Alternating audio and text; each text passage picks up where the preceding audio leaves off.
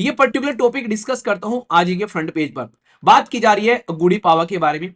गुड़ी पावा एक पर्टिकुलर हमारे देश के अंदर में न्यू ईयर फेस्टिवल के तौर पर सेलिब्रेट किया जाता है। इसको नॉर्मली रंगोली के नाम से भी यहाँ पर रंगाली बेसिकली बोला जाता है, रंगाली बिहू। ऐसा नहीं कि मतलब सब एक ही तरीके से फॉलो करेंगे, हाँ पैटर्न एक ही है। जैसे नहीं आप लोग जैसे एग्जाम की तैयारी करते हो तो आप लोग सब एग्जाम की तैयारी कर रहे हो तो पर लेकिन पढ़ने का तरीका सबका अलग अलग हो सकता है। यहाँ पर तुलु लैंग्वेज को ये बोला जा रहा है कि इस लैंग्वेज को संविधान के अंदर में जो खासकर 8th शेड्यूल के अंदर में जो टोटल लैंग्वेज है उसमें तुलु को भी ऐड कर लिया जाए। तो उससे रिलेटेड क्वेश्चन आप लोगों से पूछे जा चुके हैं। देख लो यहाँ पर आप लोगों के सामने है कि क्या क्या ट्रेडिशन फॉलो की जाती है कौन से एरिया के अंदर में। ये पर्टिकुलर टॉपिक डिस्कस करता हूं आज ही के फ्रंट पेज पर। बात की जा रही है गुड़ी पावा के बारे में। गुड़ी पावा एक पर्टिकुलर हमारे देश के अंदर में न्यू ईयर फेस्टिवल के तौर पर सेलिब्रेट किया जाता है। हमारे देश के अंदर में महाराष्ट्र, इसी के साथ में गोवा और कुछ पार्ट कर्नाटका के अंदर में भी। तो सबसे इंटरेस्टिंग चीज तो आप लोगों से अगर कोई पूछे कि यार गुड़ी पावा का मतलब क्या है तो आप लोग क्या बताओगे। तो सबसे पहले उस मतलब को समझते हैं। और सबसे पहले फिर से बोल दूं, जो न्यू ईयर सेलिब्रेट किया जाता है हमारी पूरी दुनिया के अंदर में 1 जनवरी को, रियलिटी में हमारे देश के अंदर में अगर कल्चरली आप लोग देखोगे वो न्यू ईयर नहीं होता है। रियल न्यू ईयर भारत में सेलिब्रेट किया जाता है, जो कि कहीं ना कहीं सूर्य की जो एक तरीके से जो सिचुएशन है, जो हमारे देश के अंदर में जो कल्चर है उसके अंदर में कहीं ना कहीं बहुत ही डीपली ये चीजें इनबिल्ट है। इसलिए हमारे जो एक तरीके से न्यू ईयर का सेलिब्रेशन होता है वो मार्च और अप्रैल में आप लोगों को देखने को मिलता है, इन सब चीजों को ध्यान में रखते हुए। तो जो गुड़ी है यहाँ पर इसका मतलब होता है, जैसे यहाँ पर आप लोगों को ये फ्लैग लाइक स्ट्रक्चर देखने को मिल रहा है, ठीक है। तो यहाँ पर ये एक फ्लैग लाइक अरेंजमेंट है जिसमें क्लोथ कपड़ा आप लोगों को देखने को मिलता है, इसमें नीम की पत्तियां, इसी के साथ में सुगर कि एक तरीके से गार्लैंड यानी कि माला। यहां पर आप लोगों को एक बर्तन देखने को मिलेगा।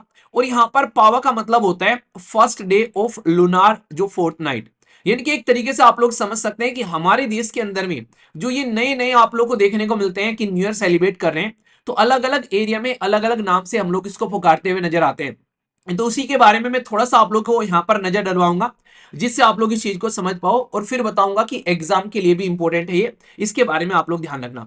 जैसे यहां पर पहले आप लोगों को देखने को मिल रहा है, इसका नाम है भोगा बिहू। तो आप लोगों को देखने को मिलेगा भोग बिहू या फिर भोगा बिहू आप लोग यहां पर बोल सकते हैं।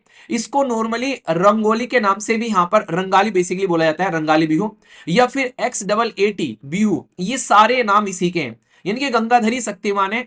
तो इनमें से कोई भी नाम निकल कर आ जाए तो ये एक न्यू ईयर ट्रेडिशनल सेलिब्रेशन है जो कि आसाम के अंदर में सेलिब्रेट किया जाता है हमारे देश के अंदर में।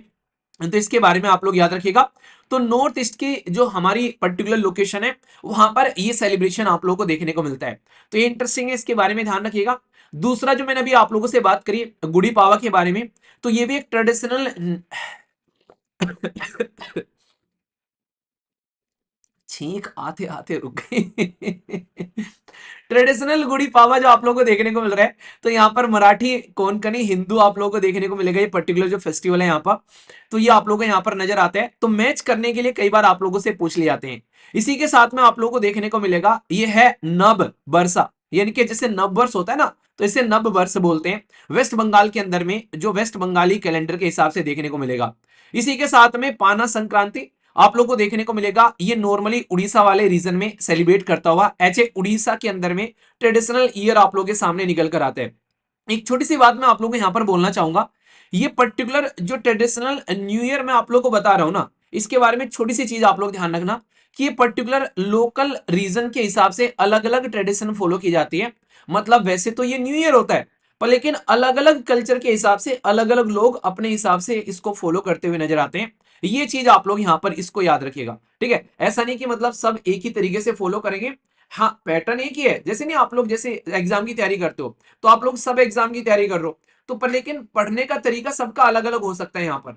तो उस तरीके से आप लोग यहाँ पर इसको समझिएगा। तो ये पर्टिकुलर जो फेस्टिवल का सेलिब्रेशन चल रहा है, जिस भी राज्य के एक एरिया में हम लोग ये सेलिब्रेट कर रहे हैं, तो उसमें सबसे इंपॉर्टेंट बात आप लोग को यही देखने को मिलेगी कि हम लोग उस एरिया की कल्चर क्या है उनको ध्यान में रखते हुए हम लोग ये सेलिब्रेट करते हुए यहाँ पर नजर आ रहे हैं, ठीक है। तो इसलिए इसके साथ में आप लोग कनेक्ट करना। नेक्स्ट आप लोग को देखने को मिलेगा ये है फुतुंडू। तो यहाँ पर ये पर्टिकुलर आप लोग इसको फुतुंडू या फिर यहाँ पर फुत्तू वरुदम के नाम से तमिल के अंदर में इसको एज ए न्यू ईयर के रूप में सेलिब्रेट किया जाता है। तमिल कैलेंडर के हिसाब से आप लोग को ये सेलिब्रेशन देखने को मिलेगा।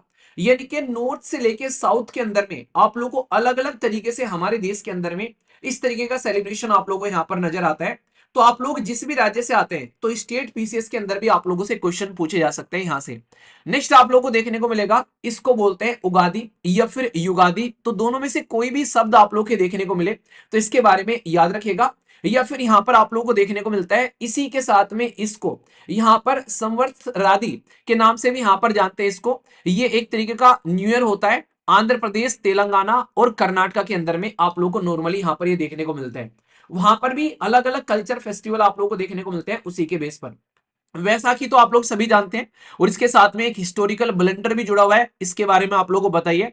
हमारे देश के अंदर में खासकर जलियांवाला बाग मैसेकर जो बैसाखी वाले दिन हुआ था, वो इस फेस्टिवल की पवित्रता के ऊपर में कहीं ना कहीं एक तरीके का एक काला बिंदु लगा देता है, जो कि हमारे देश की हिस्ट्री के साथ में कनेक्ट है। और ये भी पर्टिकुलर हिंदू और सिख कम्युनिटी के द्वारा बैसाखी का फेस्टिवल सेलिब्रेट किया जाता है हमारे देश के अंदर में। ठीक है, तो इसके बारे में भी आप लोग याद रखिएगा। ये तो कई बार मैच करने के लिए आप लोगों से पूछे जाते हैं, पर लेकिन जो ये पर्टिकुलर बैसाखी है इसके बारे में अलग से क्वेश्चन बन जाता है जलियांवाला बाग के साथ में कनेक्ट करके।